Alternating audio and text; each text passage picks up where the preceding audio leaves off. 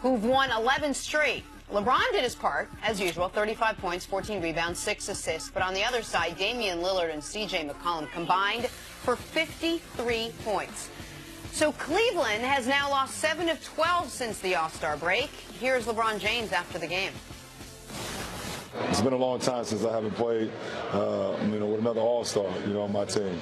So, having Kev out, it's been very, very challenging, obviously, for all of us. Kev is, big usage rate on our team. We get the ball when things get chaotic. We can throw it to him on a low post to get some things going.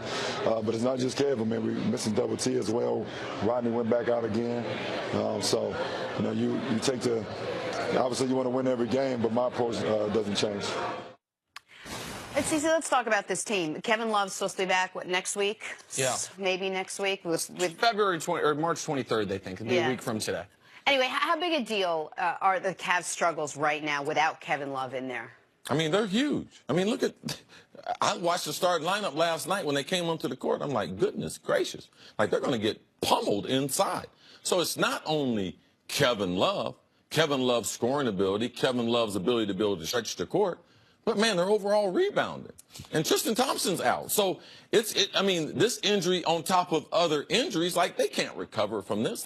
This is what I expect to see. The thing that I like the most is LeBron played as hard as he can play. He played offensively. He was very, very aggressive from the beginning of the game. That's all LeBron can do. Now, the rest of them, that's up to the organization. These are the players.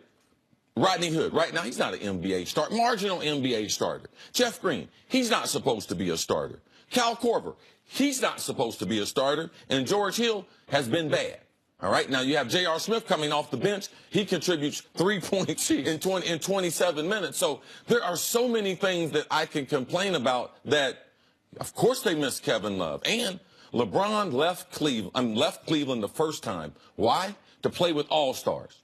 To play with Chris Bosh, to play with Dwayne Wade. That team that he was on yesterday, that's the worst. And I've been saying this for a while. Man, that's the worst lineup I've seen LeBron with since the first time he was with the Cavs. Last night's lineup they had no chance to win that game. The lineups that he's been playing with the last few games, because the one big man you left out that they were missing yesterday was Larry Nance. You're missing your first-string center, your second-string center, your first-string power forward, which is why Ante Zizic, who was no fault of his own, but a punchline on this show early, because whenever we talked about the Kyrie trade, I would jokingly say, and don't forget, the Cavs got Ante Zizic. Yes.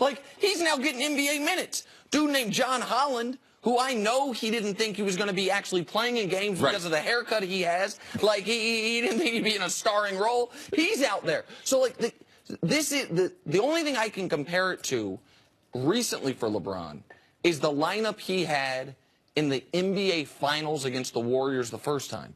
When Kyrie got hurt, when Kevin Love got hurt, when Matthew Dellavedova was playing a starring role. But at least then, JR was playing better. Shump was on the team. He was playing better. You know what I mean? There were reasons to believe, okay, there are some pieces here that make sense. What's going on right now with the Cavs that is so frustrating, I don't mind what happened in the front court, because LeBron was great, and you are missing your top 3 rotation front court guys. I will give them a pass on that, and if people are waking up or watching this right now, they probably didn't see the end of this game. LeBron pulled it within 2 with a couple minutes left, they were in this game against the hottest team in basketball. What bothers me is this.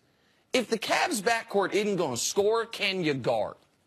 If you're going to play 27 minutes and take 3 shots, can you not, in those 27 minutes, let C.J. McCollum or Dame Lillard, whoever you're checking, light you up? I know those are great players. Dame's a great player. C.J.'s a really good player. The only guard that played well was Jordan Clarkson, and I didn't even think he played well defensively. You cannot have the least productive backcourt in the NBA. You can't, and they've had it for months now. When we used to talk about Kevin Love's return, we'd say, the question was, well, how is Kevin Love going to fit back into this rotation, right? Where is he going to fit in? How are they going to be able to bring him back in?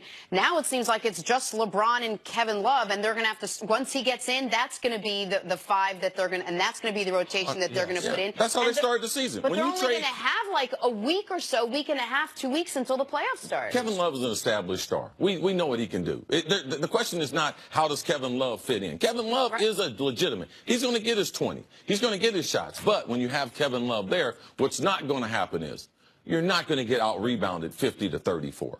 You're not going to get second chance points 20-4. So it's not a matter of fit. When you're an all-star, you get on the court and the rest of the pieces, they fit around you. His ability to be able to score the basketball and LeBron James' comfort level with a player like Kevin Love goes through the roof. Man, I'm going to do something to you that you do to me sometimes, because I hadn't seen this. I hadn't seen that number. Say the second chance point stats again. Let's go 20-4 rebounds, and let's go 50-34. That's an outrage. That's a flat-out outrage to get. Listen, second chance points 20-4 cannot happen. Not when, by the way, you're not on a second night of a back-to-back. By the way, the guys out there for you should be trying to take advantage of these additional minutes. And not, by the way, when the best damn player in the world in year 15 announces to everyone early, we're here to play and to win tonight.